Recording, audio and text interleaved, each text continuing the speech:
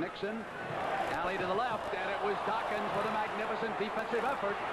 And here comes Hollins. Dawkins got a piece on it, bounce past the cheeks, reverse. Darryl Dawkins just getting up, but it was his defense that triggered that burst and pulled the Sixers to within a point. He's got a lot to pick up. Kareem sends it underneath the Magic. Cheeks fouled in. Take a look at Darryl Dawkins on that block a moment ago that set up a fast break basket for Cheeks. Here's Darryl, perfect timing with the left hand. He knocked the ball away and down with Philadelphia for a score. The guys that can block shots with either hand have the best chance of keeping the ball in play. Why is that, Russ? Because you can get a good angle to hit the ball so you can hit it where you want it. Instead of just, if you have to reach over with your strong hand, it's just a swat, and you just do whatever you can instead of directing it where you want it to go. Jones is short, and Michael Cooper with an offensive rebound and a miss. He has not shot well in the series. Floor length, Julius, Dawkins skied. Dawkins in on Jones, brought it away. Here's Nixon. That'll pick the crowd up in the forum. Nixon dishes Wilkes. Julius, block at the other end. Back-to-back blocks. Here's Hollins. Sixers. Move to Bobby Jones. And the Sixers lead on the strength of that shot. This is great basketball right here in this last couple of minutes. They are really going after each other. Here's some of that last play a moment ago. You think they're not after it? Watch this block. Here comes Coop. Block the shot of Dawkins. On any other way, it's Nixon down the middle. He'll dish left to Wilkes, and watch this block by the doctor. Julius Erving. Super defense. Right back with it was Lionel Hollins. Into Kareem. That's 20 points. Half off to a pretty good start of the Lakers' production, and perhaps too good because of your point of lack of movement. But look at that turnover stat. Well, the thing you got to look at, he's got 20 points already, and they're only 1 point up. Cooper into the middle. Dawkins was there. Hollins yanks it down. He intimidated him all the way on that play. Good play by Dawkins. Up to the doctor. Offensive foul as Bobby Jones released. He crashed into Jones. Take another look at it. Here's Bobby coming from the left. Watch Jones set up. Good defense. Took the blow head on, and down he went. Charging foul, Bobby Jones. You know, you might think with all these charging fouls and all these block shots, they're playing good defense. I think the offense is out of control rather than good defense. The guys are not playing under control right now.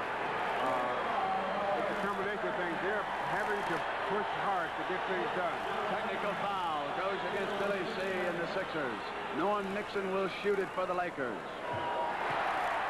Notice one thing on the Philadelphia offense a couple of plays ago when they cleared it for Julius Erving. He went one-on-one, and Kareem was in the back, switched over, and forced him to miss that shot. You may see more of that if they go one-on-one. Russ, what do you think of Billy C.'s coaching in this series?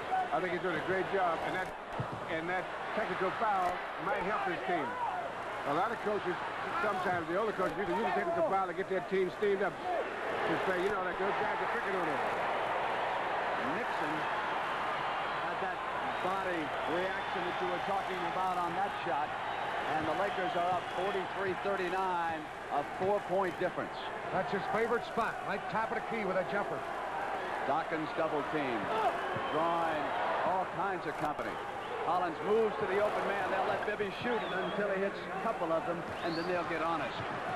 Nixon comes right back for Los Angeles, and Hollins is there. And here's Magic coming in left side. Mix flashed him. Made a good foul in that time, but I'll tell you, Magic looked quickly to see that he didn't pick up another offensive foul. He made a good block. Watch this, but he swatted at the ball, reaching in instead of just keeping his hand up high. He swiped the ball away, and that's where he got caught.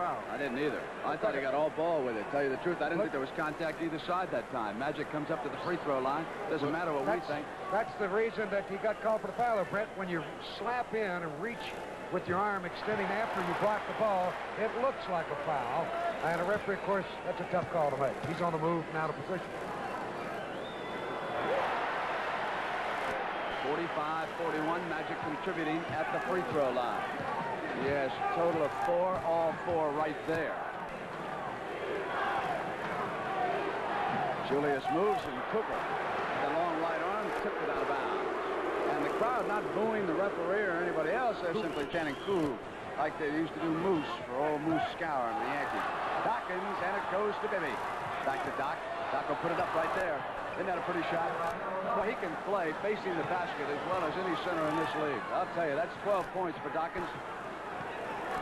He threw off the little man who was next to him like a drop of rainwater. Just went right up, calmly hit the shot.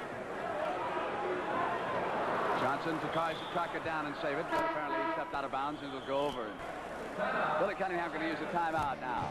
One of the old ones. Boy, I love that picture of you in the paper the other day, the old Lakers, you with the crew cut. You didn't like overtime games in New York because you couldn't get out the bright lights soon enough. I didn't know all that about you, Rodney. That's all true. It's off Magic's foot out of bounds. 76ers ball. We've got 2:21 to go first half. 45-43. Lakers over the Sixers.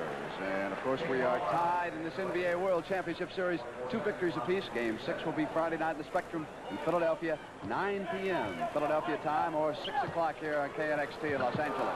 Straight on, Dawkins. Oh, I'll tell you. You notice how he raised up there with both hands, smooth follow through. He felt that one all the way. He knew the ball was going right through the basket. They were making fun of him after the first game in this series in Los Angeles. I doubt they'll do that again. Wilkes.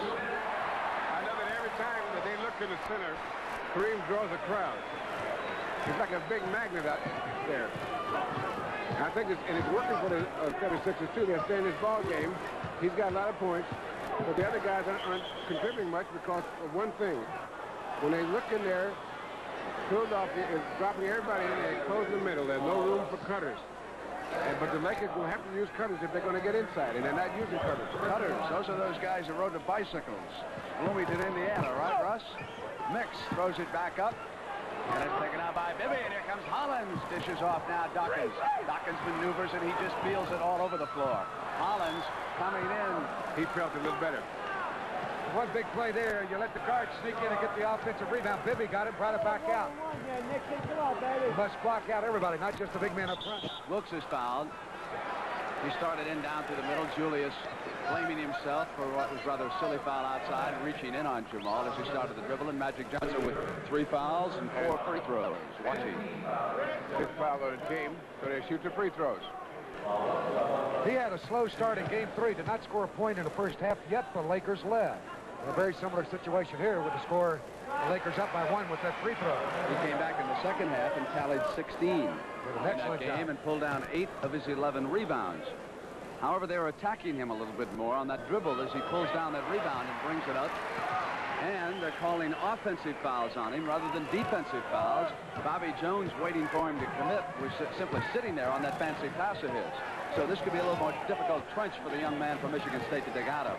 Now, traditionally, I mean, in all the playoff games so far, I think the Lakers have played, there's Doc, the second half stronger than the first half.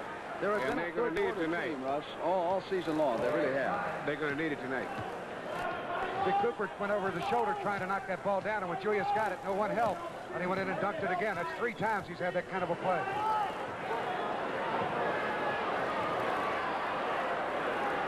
Here's Kareem, went to Cooper, and Cooper was hit by Mix.